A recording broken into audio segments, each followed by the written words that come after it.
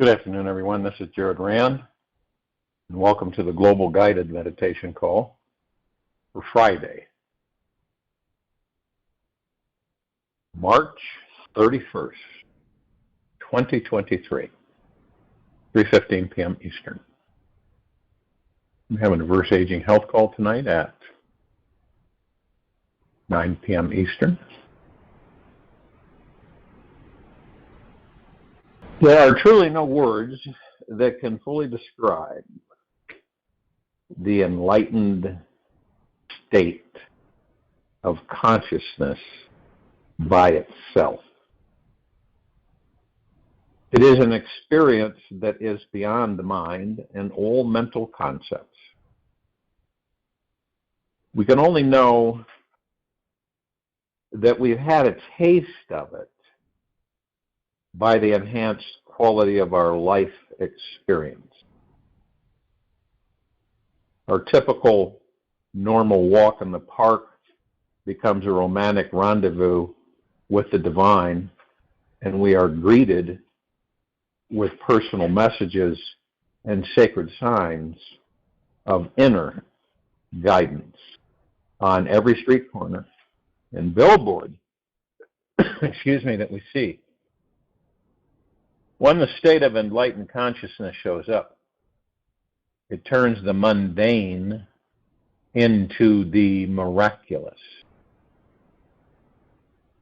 Now, there's 4 qualities, roughly, that will let you know you are stepping into the enlightened state. We have to have parameters, some kind of understanding. Be aware that each one of these naturally happens to you.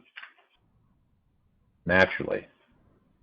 That each one naturally happens to you, occurs for you, when you make time to create a closer relationship with the enlightened state of consciousness that is within you. One happens to be perpetual and effortless reverence for this life.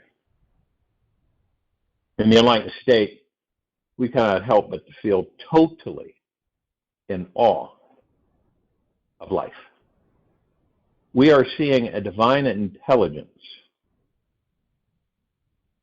which is deeply rooted and alive in all things, objects, situations, and people.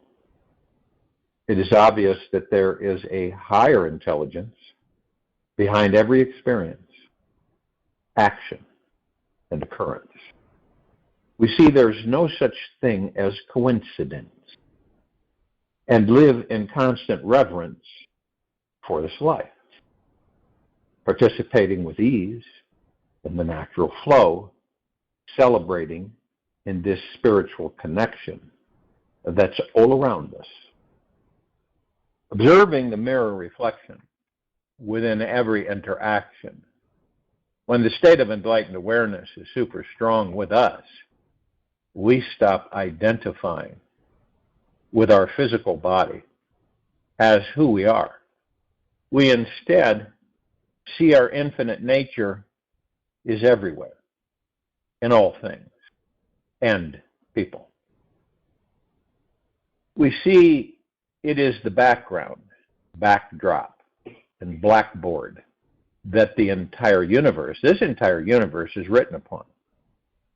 We know we are the universal body, and we find every human being as a glimmering facet, reflecting this unique, individuated point of consciousness within ourselves. The mirror ignites a natural realization that everyone is our teacher, pointing us back to us, the lessons and messages we most need to hear. The enlightened awareness shows us that we are not separate from anyone and anything, and we effortlessly live in a state of joy and universal harmony wherever we may go. The feeling of being deeply settled and completely still inside. Have you been there with that? Or have you experienced it in this lifetime? Yet. Feeling of being deeply settled and completely still inside. No matter what chaos is occurring in the outer world, there is always a point of perpetual stillness at our core. We are the center of the cyclone. Not that no drama, violence, or death can threaten. We know our true nature is eternal and that nothing can destroy us. We are rooted within this moment so deeply that nothing can shake us or disturb our inner peace.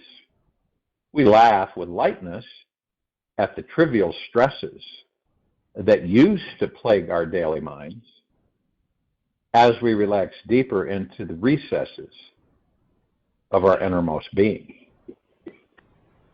A deep knowing that all is perfect in life, in this life.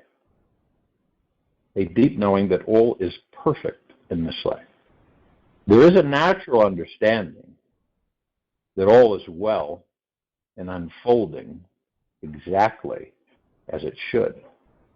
We see this universe, this universal perfection that is here now, and accept that it has the highest vision in sight of how life should be. We stop fighting with others outside ourselves because the fight has stopped within ourselves. We are the source of nonviolence, attacking and judging nothing we see within. There is only a respect for the perfection that is constantly unfolding around us. Knowing the mind can have its fabrications about how things should be, yet abide instead in the deeper resources of peace that know otherwise.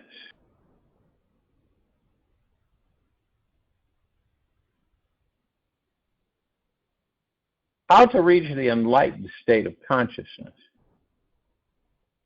How do we? How do any of us reach the enlightened state of consciousness? It's vital to know that it is available to every one of us at all times and perpetually lies dormant at the core of our being. The more we rest within ourselves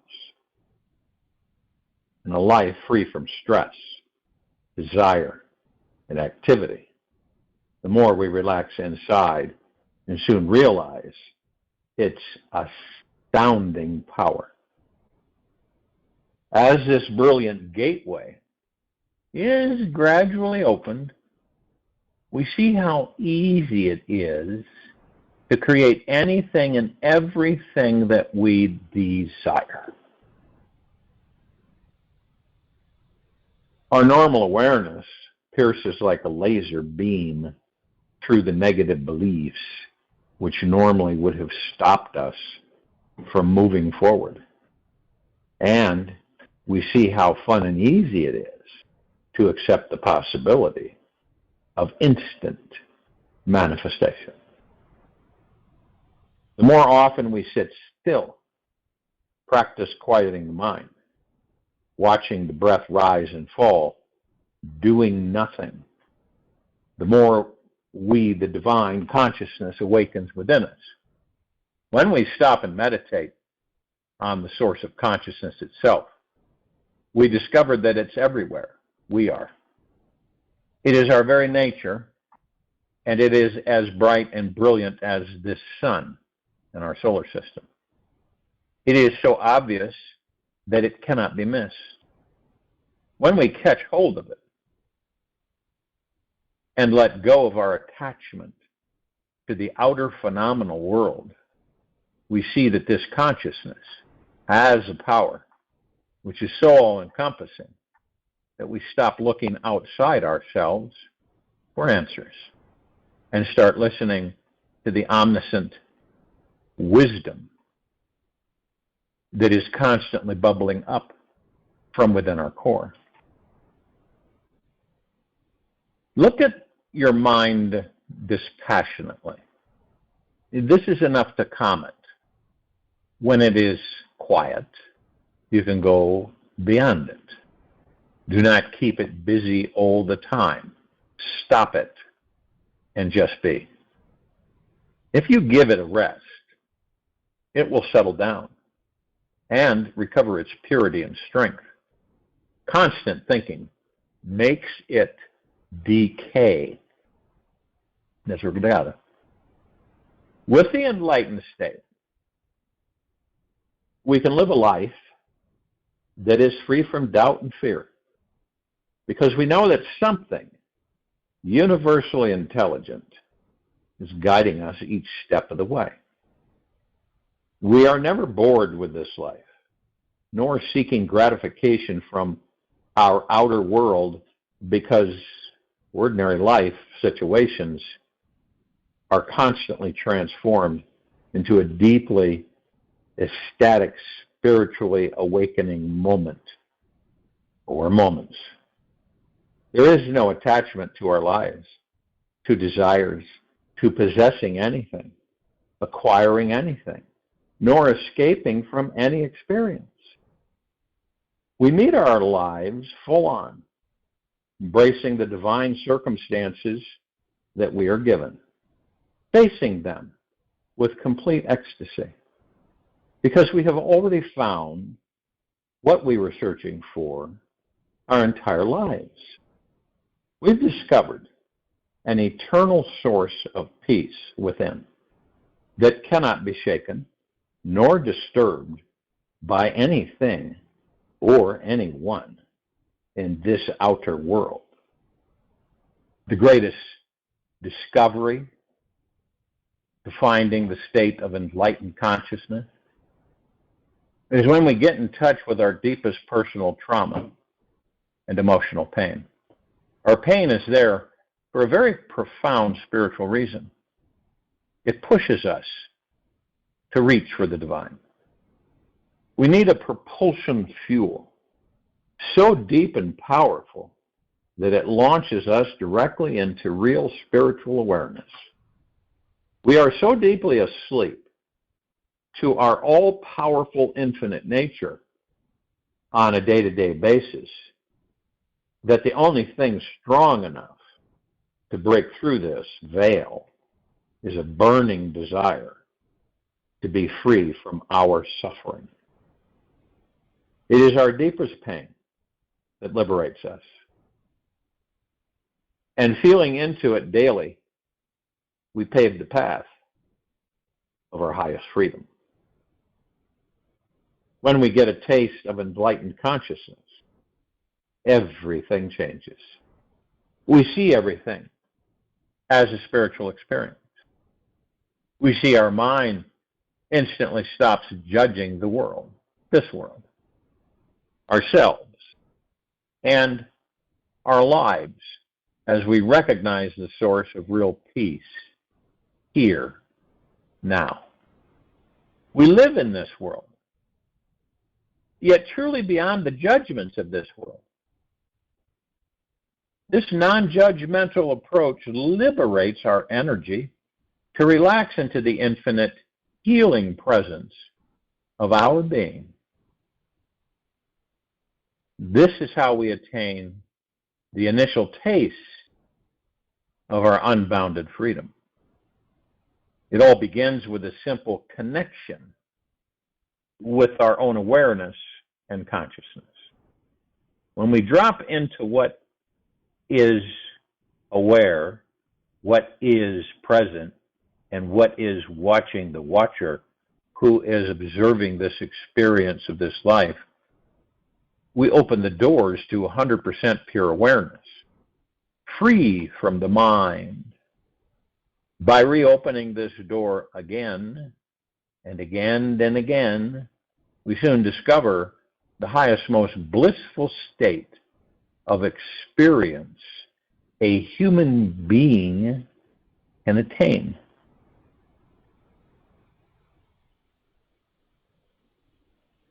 Outer circumstances don't need so much effort to be changed, but the inner liturgy is centuries old. The unconsciousness is so primitive, its roots are so deep, that it needs a total determination on your part, a tremendous determination, a commitment, a deep involvement. You have to risk, you have to choose to risk all. Unless that happens, it is impossible to change yourself. You will remain the same, Osho. Which means you will be in suffering. It truly depends on where we are currently at in our inner journeys as to how many days, months, or years it will take before we discover our natural enlightened state. The more often we can practice resting in deep states of stillness, completely dropping all mind chatter, the faster the enlightened state will arrive at our doorstep. Ultimately, it is the commitment to ourselves that sparks the evolution to finding higher consciousness. When we are fully committed to unveiling our infinite spiritual nature, diving deeper each day into the discovery of who we truly are, it is only a short matter of time before this universe delivers us to this ultimate enlightened state of being. Knowing that which will totally satisfy our hearts and fulfill every yearning within our soul is not a small matter. When it comes down to it, the level of devotion we have to finding real freedom, which is the enlightened state, is a reflection of how much we actually love ourselves.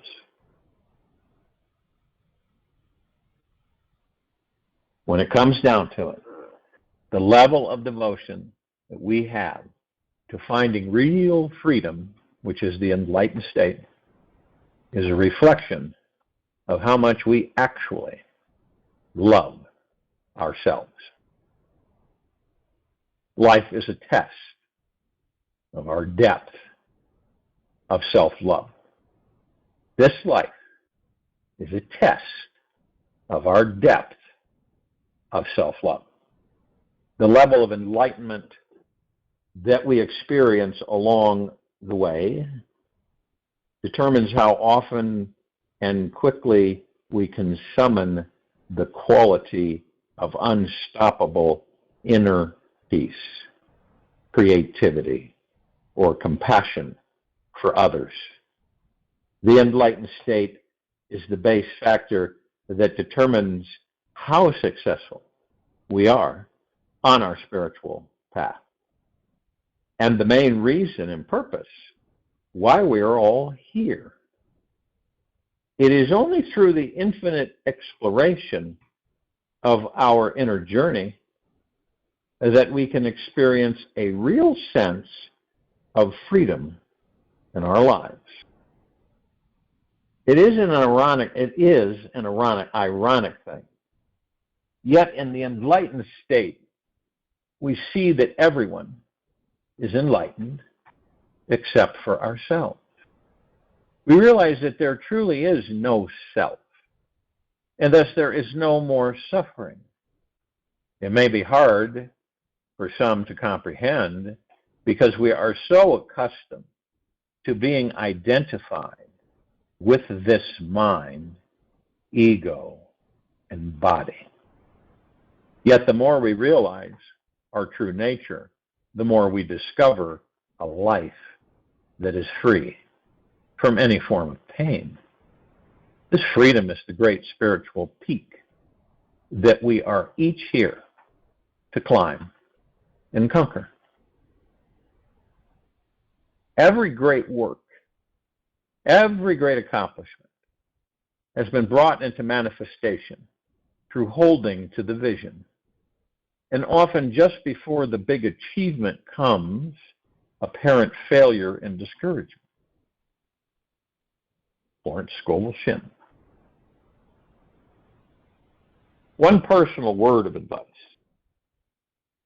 for you on your journey to be patient with yourself, as there are 1,000 brilliant obstacles along the way. On this great journey, the difference between illusion and reality is very slim. On this great journey, the difference between illusion and reality is very slim and will create many veils between the mind and your consciousness. You may forget many times that the highest state of freedom is here, available, right now, waiting for you. It is like Mount Everest, right? Like Mount Everest, always there, yet often hidden behind the clouds. Very few have the courage to even attempt the climb. So don't give up if you don't arrive on your first or 100th crack at it. There will always be another moment in the future, or perhaps another lifetime, when you will have more desire, courage, trust, and a fierce, penetrating, laser-like awareness to burn through the cloudy veils of the mind. Be yourself. Everyone else is already taken. Oscar Wilde.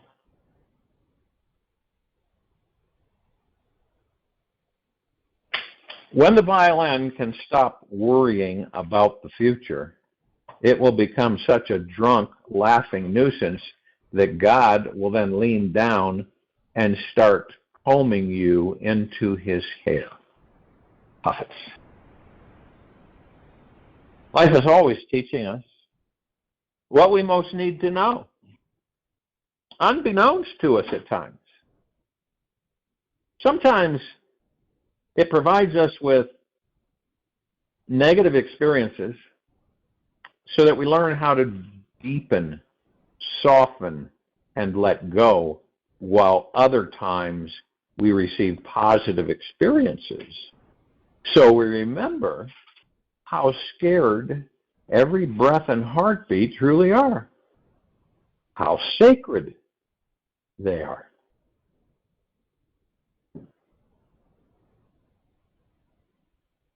If you look closely at your life, you will notice that there is and has always been a constant swinging from positive to negative, negative to positive, back again, right?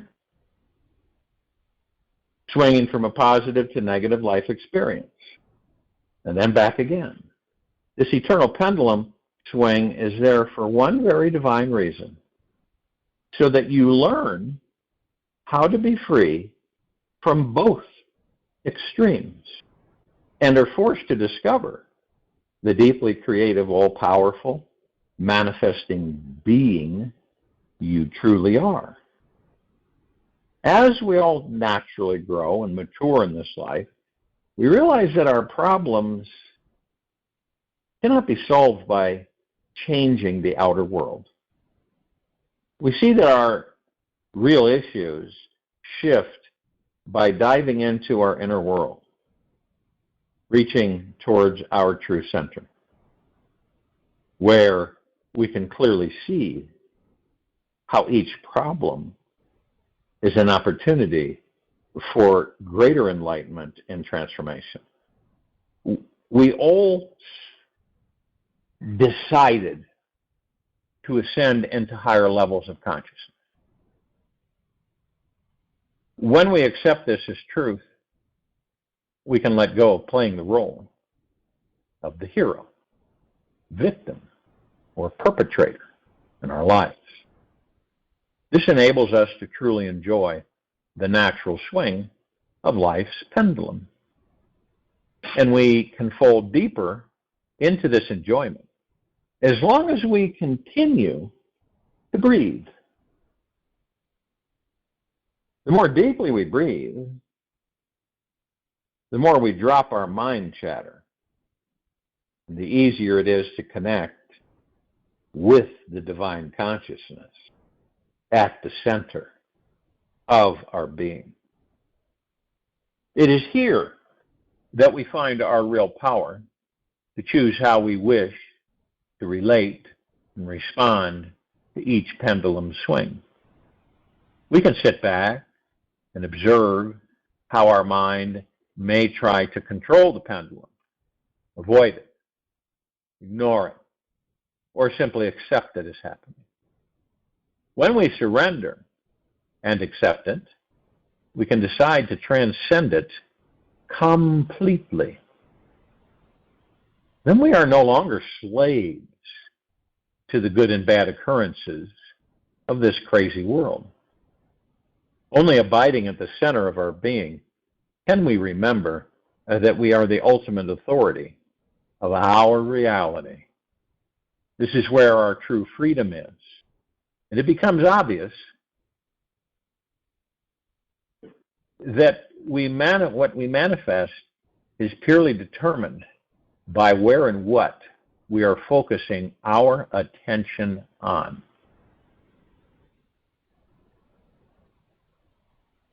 This is where our true freedom is. And it becomes obvious that when we manifest is purely determined by where and what we are focusing our attention on. To find everlasting peace with the pendulum, we must choose to learn to trust in it. Life is scheduled in these pivotal extremes so that we stop clinging to it all and learn how to see the grand unfoldment of our soul's journey. Every high and low extreme is designed to crack our hearts and minds wide open so that we surrender to our highest power and know without a doubt that it's possible to manifest anything we want. The great pendulum swing summons our souls to reach all the way inwards until we are living and breathing a spiritual life. We really we don't care to have anything less than this. We want it all. It is from rooting ourselves in our spiritual journey that our consciousness blossoms, making each day more amazing than the last. The real growth of our spiritual path and life comes from feeling into what's uncomfortable. Our pain pushes us to reach deeper inside to we are beyond the reach of the pendulum swing and can find the silent stillness that is unmoving of the core of our being. This stillness is our real teacher in life. It shows us that happiness is not all about getting what we think we want. It's not about controlling the low swing, remaining in the middle, or staying at the high point. Real happiness comes from knowing we are already truly free. We are free from the ever-changing pendulum in whatever painful extreme it may move into. This freedom feeling is like taking a bath in the eternal fountain of youth, where we naturally recognize our true enlightened nature that always was and will always be beyond it all. All of us are beyond it all. We're beyond consciousness. We're beyond form. We are all that there is, ever has been, ever will be, ever beyond, and forever. Now, what is the discovery that we are all seeking? How to go within and stay within. That's what we're seeking, which identifies who and what we are.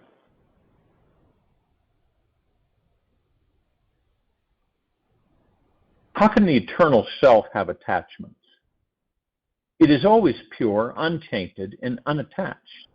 It is always opening, experiencing presence. You are pure reality. You are the imperishable self. You were never born.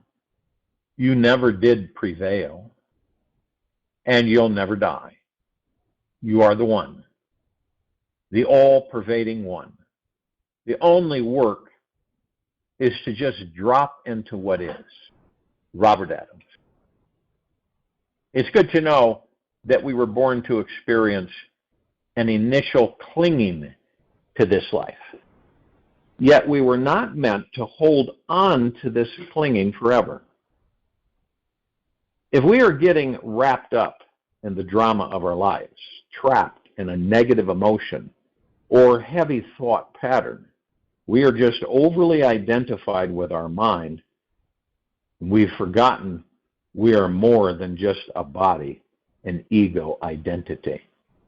We are an eternal soul that will live forever. This world is made of energy, information, and intelligence that is always changing. Whenever we get stuck, fixated, or hooked on any one thing, idea, or expectation, we get hooked into the illusion, and this adds extra weight to our pendulum. And our pendulum becomes spring-loaded. And when we hit an extreme, it then catapults back the opposite direction to reach an even further extreme. The only way to transcend this perpetual intensity and annoying repetition is to return to the stillness at the center that is at our core, beyond the mind. When we drop deep inside and become super vigilant with our thoughts, we will be able to see and feel the pendulum swing coming before it actually happens. We notice the mind's preference towards having to have only a positive experience and not a negative one. Again, the more attached we become, the more we suffer in the swing. The next time this occurs, just try to become, actually do become aware of the experience without becoming identified with the experience. For example, the mind might say, because this is manifested, now my life is truly good. Or since this has just happened, now my life is horrible. This is how the mind gets hooked by the play of this life and the divine pendulum swing. Don't get hooked by the judgmental mind. Instead, just notice what was. What was it that hooked you? And trust the momentum will soon swing in the opposite direction. And the very moment you relax, breathe, and let go. Stop imagining yourself being or doing this or that. The realization that you are the source and the heart of all will dawn on you. Nisargadatta Mirage. So for the next 24 hours, I invite you to partake in a little enlightening experiment. Pay attention to your inner pendulum. Dedicate one full day of your life to watching it move. Start with noticing where you think you are at on the pendulum swing right now. Are you at a high point in your life? Down in the dumpsters? Or stuck flat in the middle?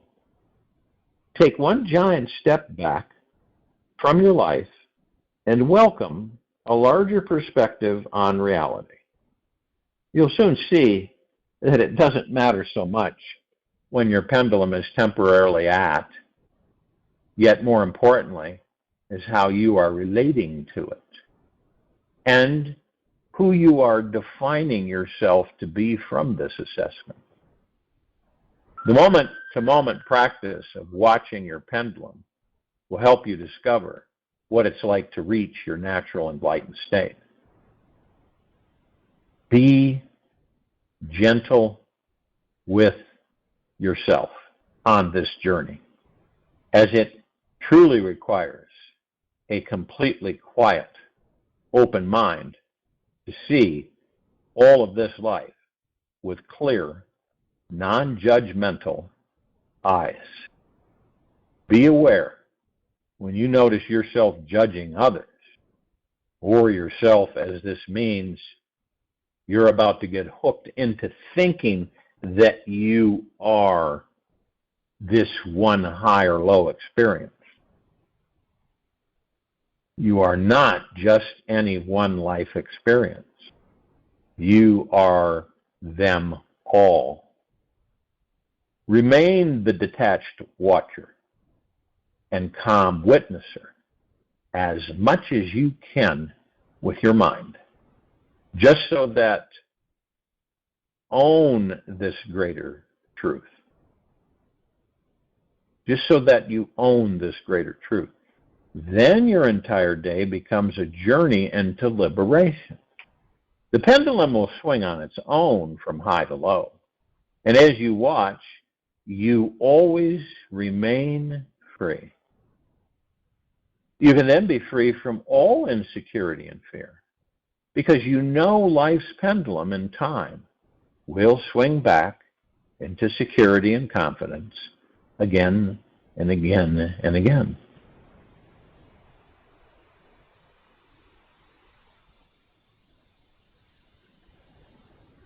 So as you can see, everything is about within. Everything. And it's the courage, first the fear, which is basically the unknown of going within. Then the fear morphs into courage. Then as you do it, yes, at first, for many, it's very stretching.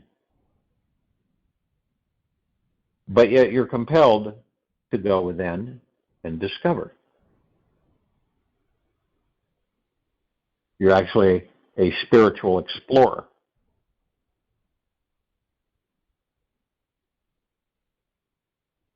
And what does this teach us? It teaches us to let go. When you go on a trip, right? And you go somewhere that you haven't really been before, right? And you decide, well, I'm going to go on this trip and I'm going to hang out here in this town and see the sights and everything. But you know that you don't live there, right?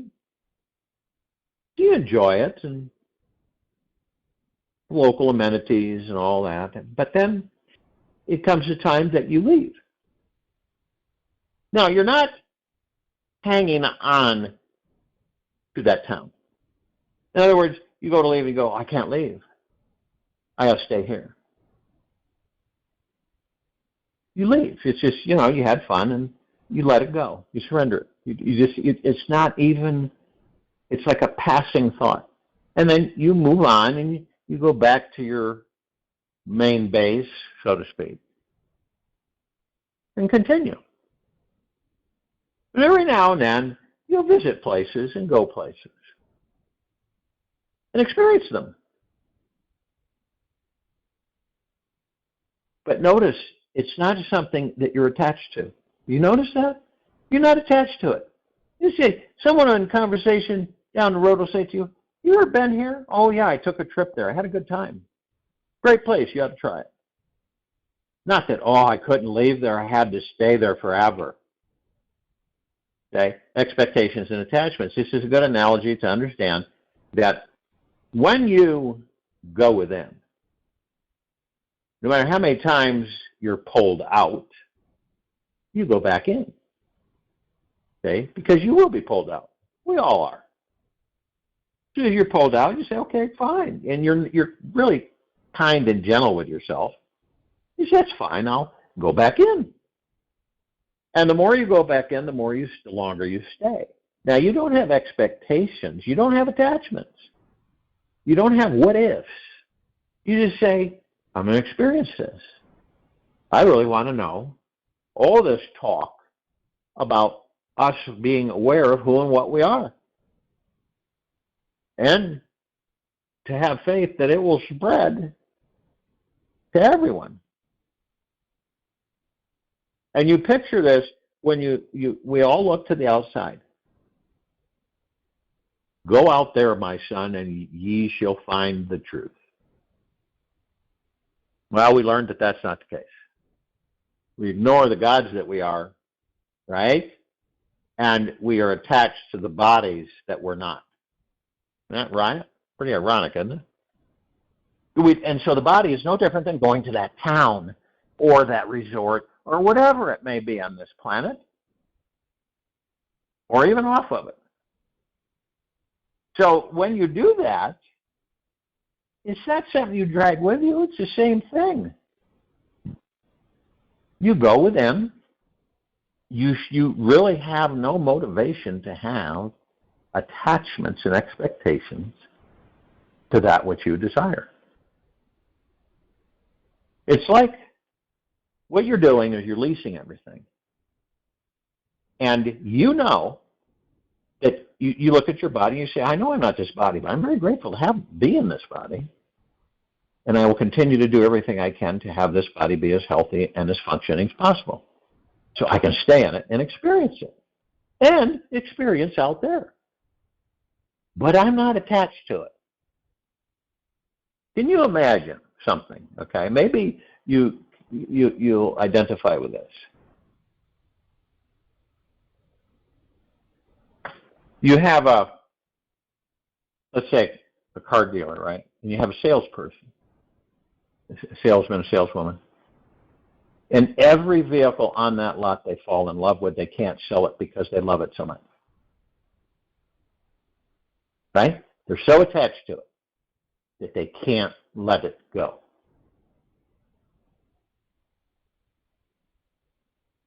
And the old adage is that whatever you do, don't fall in love with the vehicles because we need to sell them. You know, don't hang on to them. Don't attach yourself to them. That'd be a nightmare, wouldn't it?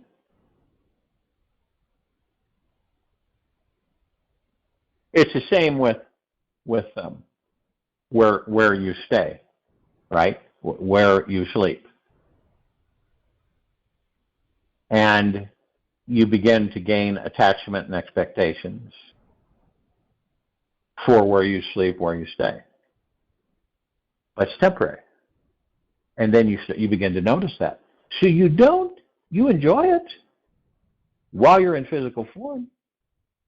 I'm not saying not to enjoy it, but you're going, I'll enjoy everything I can while in physical form, in this material physical world, which I had a part in creating for my entertainment and education.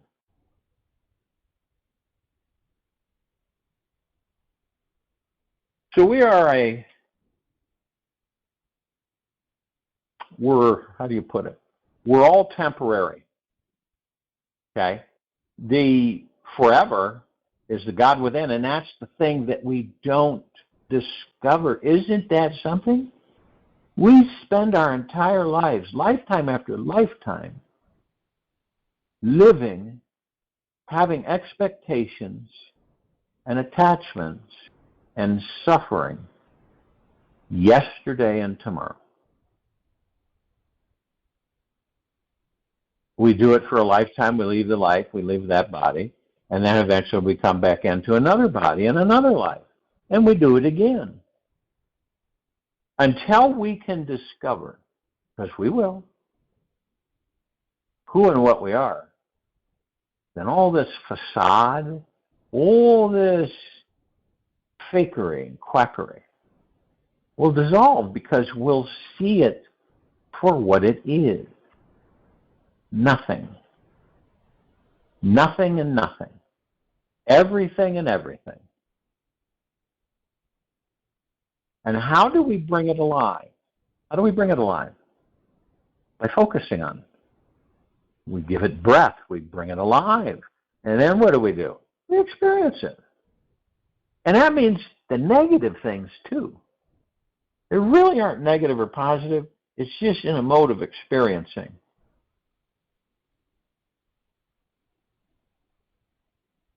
You know, Stan over here, right?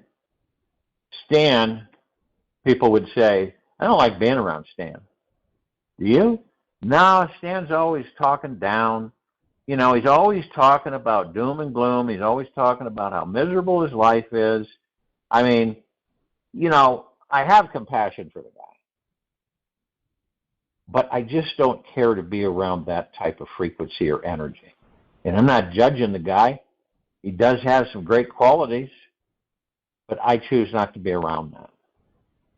I choose to be around people that are uplifting, genuinely happy, and not putting on another mask. They're just, they accept who they are and what they are, the gods they are in that body. And they don't take life so seriously.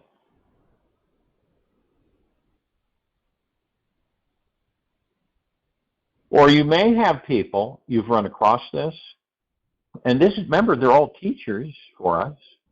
You may have people that they'll get around very positive people, okay? And the positive people are not in the ego, they're in the heart-mind. And so they're very bubbly and they're very up, and they're not, you could not tell at all if they were actually angry with life or fighting life, because they don't seem to be at all. They just go with the flow. Easygoing type of movement. And they stay in that frequency because they choose to be in that frequency, because they know it attracts like. So they're in a positive state of being. Now, have you ever been around people, and it just depends on your mood or what's happened to you during the course of the day, or I should say happened for you, and you get across somebody that's like that, okay, and you're not, you know, you're just not at peak level at a certain moment, right? You just aren't. And you get around somebody that's just basically the opposite of that. And you say to yourself, I don't really care to be around that person right now, because I'm going to stay in my negativity and wallow in my pity mud. So they disturb me.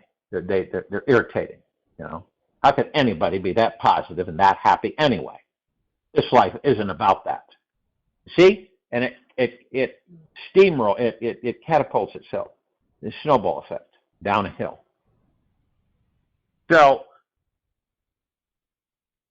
it actually irritates you. You've never been around that? Has it ever happened to you? Where it disturbs you. We'll say that it's not something you care to be around.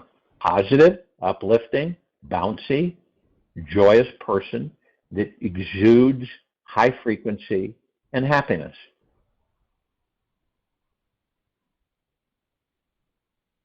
Why is that? Because that person's showing you a part of you that you will not address, that you will not embrace. You won't do it because you're ticked off about things that have happened to you, maybe just in that day. And so that frequency attracts what? More of the same. More of the same. You've probably come across people that they're in a perpetual woe is me. It doesn't mean they know that, because they wouldn't do it on purpose consciously. So they're in this woe is me attitude, and they keep attracting woe is me. You may see people that are just genuinely happy. There's no reason, they don't have a catalyst that catapults them into happiness. They're just genuinely happy people. They're very grateful for the very moment they're in. They're grateful to be experiencing physical life. Now, what are they going to attract? More of the same. More happy, joyous, bliss-filled experiences. Even the ones that are not so good, they still find goodness in them. They choose to be that way. Okay? Because what they receive is immeasurable. And the funny thing is, they don't do it to receive. They do it because they like doing it.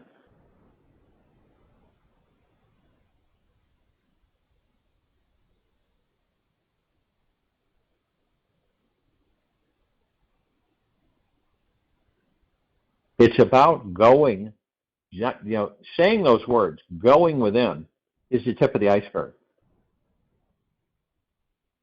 It's not a race. It's a choice. Every one of us has experienced out there for a long, long, long time.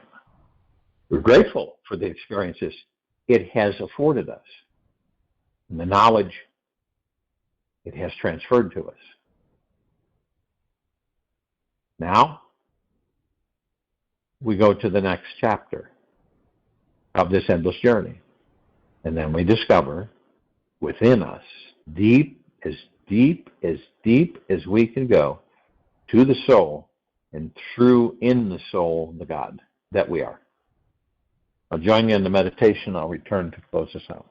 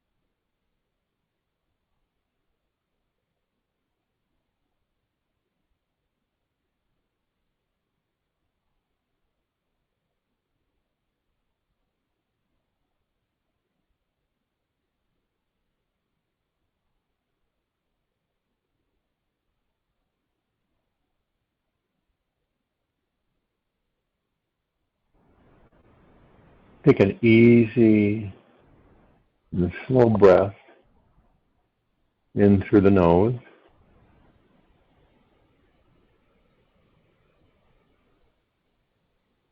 And an easy and slow breath out of the mouth. Remain still.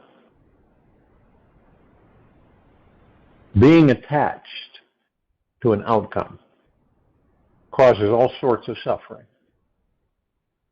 What does your ego think it actually needs to survive? Your ego's attachments are simply an illusion. You are whole, perfect, complete, exactly as you are. You don't need anything outside of yourself to experience bliss. The divine essence is within. Freedom is yours once you release the grip that your mind has on everything. Take this with you for the rest of the day, into the evening and night, the following morning.